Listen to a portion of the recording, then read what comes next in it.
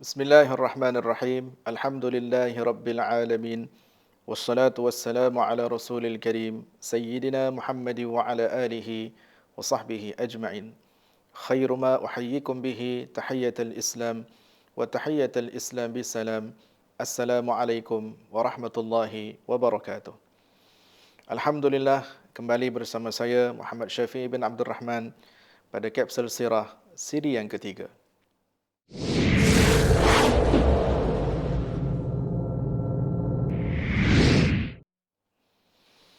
Hadirin hadirat yang dimuliakan dan dirahmati Allah Subhanahu wa taala.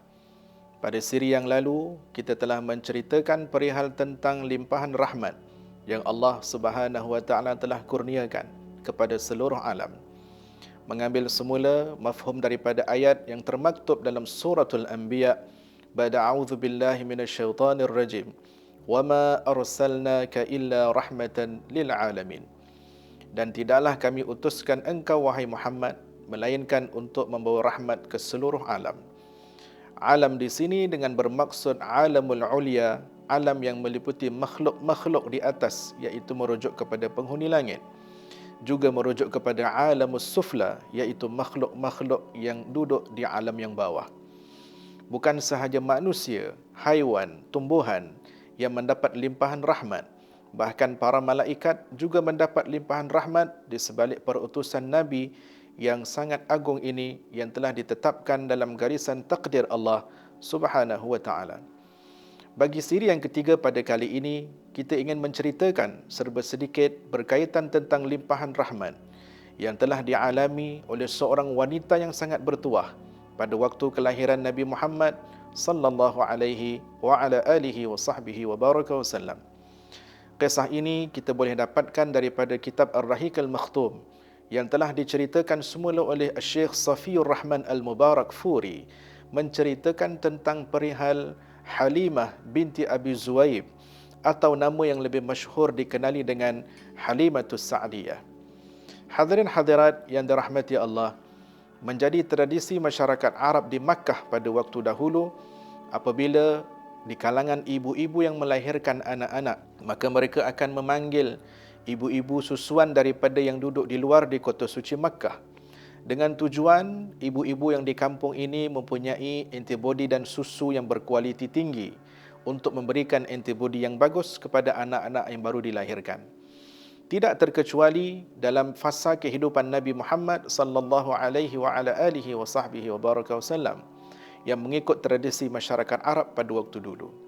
Kerana itu kita melihat sebahagian kelompok ibu-ibu yang datang daripada perkampungan Sa'ad bin Bakar, yang mana nama Halimatus Sa'diyah yang dinisbahkan dengan nama kampungnya, datang ke Makkah bersama-sama dengan ibu-ibu susuan yang lain dengan tujuan untuk mengambil anak-anak bayi yang baru lahir di Makkah untuk disusukan.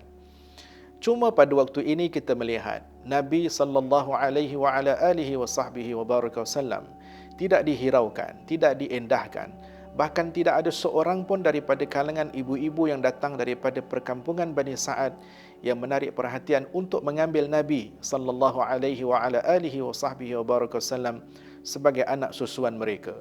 Puncanya kerana Nabi merupakan seorang yang yatim, sehingga semua ibu-ibu susuan ini berharap sekiranya mereka ambil anak-anak susuan ini dengan harapan ketika mana cukupnya tempoh susuan selama 2 tahun, apabila mereka pulangkan semula anak-anak ini, maka mereka akan diberikan hadiah yang pelbagai daripada kedua orang tua bayi tersebut.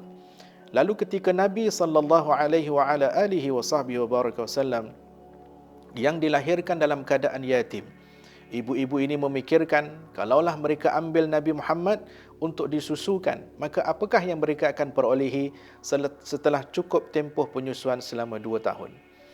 Setelah habis semua anak-anak dan bayi diambil, Rasulullah sallallahu alaihi wa ala alihi wasallam masih lagi tidak diambil oleh mana-mana orang. Sehingga kata Halimatus Sa'diyah kepada suaminya, kita tidak akan balik, melainkan kita bawa balik seorang bayi ini. Lalu pada waktu itu beliau mengambil Nabi Muhammad sallallahu alaihi wa ala alihi wasallam. Diletakkan di pangkuannya, tiba-tiba dia merasakan susunya begitu banyak.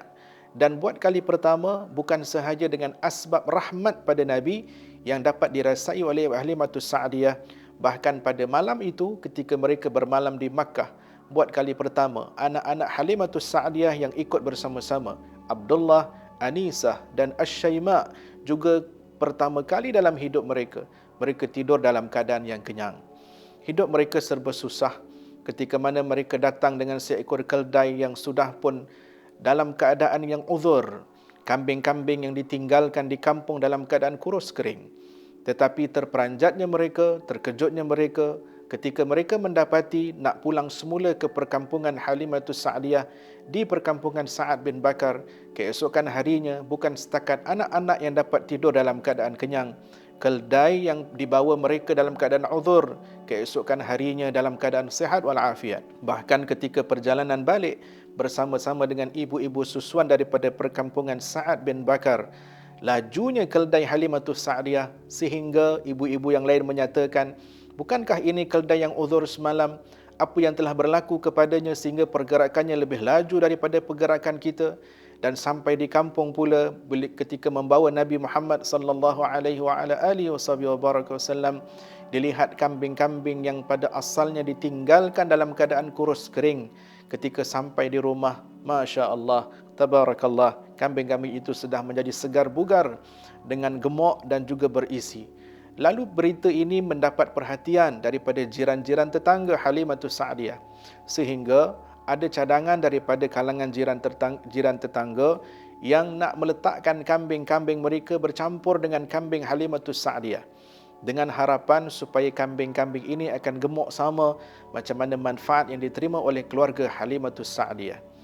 Hadirin hadirat yang dimuliakan dan dirahmati Allah Subhanahu wa taala, nama beliau tercatat di antara nama orang yang pertama, di antara orang yang paling awal mendapat limpahan keberkatan daripada perutusan Nabi Muhammad sallallahu alaihi wasallam. Kata Halimatus Sa'diyah, bayi yang kita jaga ini bukan bayi yang biasa, tetapi merupakan bayi yang luar biasa. Kerana itu setelah cukup tempoh penyusuan selama 2 tahun, Halimatus Sa'diyah memohon kepada Sayyidatuna Aminah Az-Zuhriyah, ibunda Nabi, untuk dilanjutkan lagi tempoh penjagaan di sebalik kerahmatan yang dirasai, di sebalik keberkatan yang mereka nikmati, sehinggalah berlakunya tempoh waktu pembelahan dada kali pertama oleh malaikat Jibril alaihi salam pada masa umur Nabi sallallahu alaihi wasallam 4 tahun. Pada waktu itu Halimatus Sa'diyah memulangkan Nabi dalam penjagaan ibundanya. Hadirin hadirat yang dirahmati Allah, rahmat yang Allah Subhanahu wa taala iringkan kepada Nabi sallallahu alaihi wasallam bukan setakat ketika mana fasa sebelum kelahiran, pada fasa kelahiran sehingga kewafatan, bahkan sehingga ke hari ini. Sebagaimana ungkapan Nabi sallallahu alaihi wasallam, kata baginda Nabi Rasulullah sallallahu alaihi wasallam, hayati khairul lakum wa mamati khairul lakum tu'radu alayya a'malukum.